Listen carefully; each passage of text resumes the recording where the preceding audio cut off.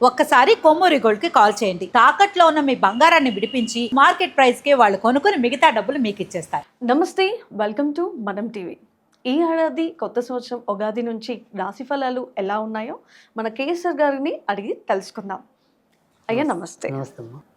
మకర రాశి వారికి ఎలా ఉండబోతుంది అంటారు? మకర రాశి వారికి ఈ సంవత్సరం పర్వాలేదు, ఎక్కువ శాతం అంటే 70% వరకు మంచి ఫలితాలుగా చెప్పవచ్చు. సో ముఖ్యంగా ఈ 70% మంచి ఫలితాలు ఏంటంటే వ్యాపారాలు విస్తరణ చేయాలన్నా కూడా సాధ్యమవుతుంది. ఇప్పటికే వ్యాపారంలో ఉన్న వాళ్ళకి కూడా గతంలో ఏదైనా సరే ఒడిదుడుకులు వెళ్తున్నవి, లేదా అక్కడ స్టకప్ అయిపోతున్నవి, ఏదైనా సరే ఆగిపోయి ఉన్నవి, అవన్నీ కూడా కొంతవరకు ముందుకు వెళ్ళడానికి కూడా అవకాశాలు ఎక్కువగా కనిపిస్తున్నాయి. తర్వాత భార్యాభర్తల విషయంలోనే ఈ ఏడాది కొంతవరకు జాగ్రత్తగా ఉండాలి. ముఖ్యంగా జూన్ నుంచి ఎప్పుడైతే వీరికి సప్తమ స్థానంలో వ్యయాధిపతి వచ్చి కూర్చోవటం అనేది ఉంటుంది గురుడు.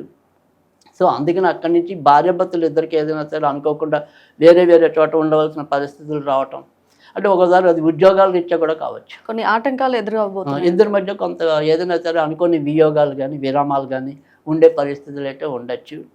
ఆ విషయంలో కొంతవరకు జాగ్రత్త తీసుకోవాలి.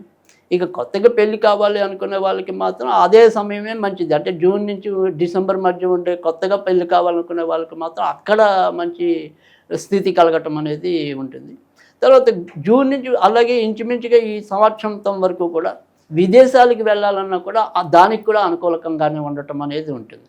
కనుక ఆ రకంగా మాత్రం విదేశీ ప్రయత్నాలు చేయాలి అనుకుంటే మాత్రం ఖచ్చితంగా జూన్ తర్వాత నుంచి అయితే కనుక మరింత మంచి జరగడానికి ఉంటుంది.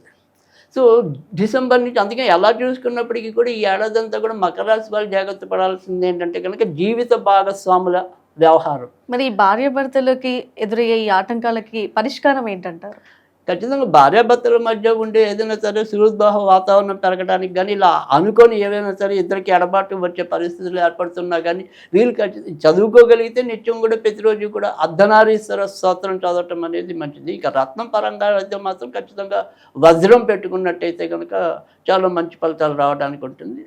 తర్వాత రెండోది వచ్చేప్పటికి ఏంటంటే ఇక పూజలుగా ఏదైనా సరే చేసుకోవాలి అనుకుంటే కనుక మనం స్తోత్రం అయితే కనుక అర్ధనారీశ్వర స్తోత్రం అనేది మనం సూచించడం అనేది జరిగింది. పూజలుగా వెళ్ళాలి అనుకుంటే కనుక ఖచ్చితంగా ఏదైనా సరే శివపార్వతులు కలిసిన గుడికి అప్పుడప్పుడు ఏదైనా సరే సోమవారం కుదరకపోతే ప్రత్యామ్నాయం గురువారం.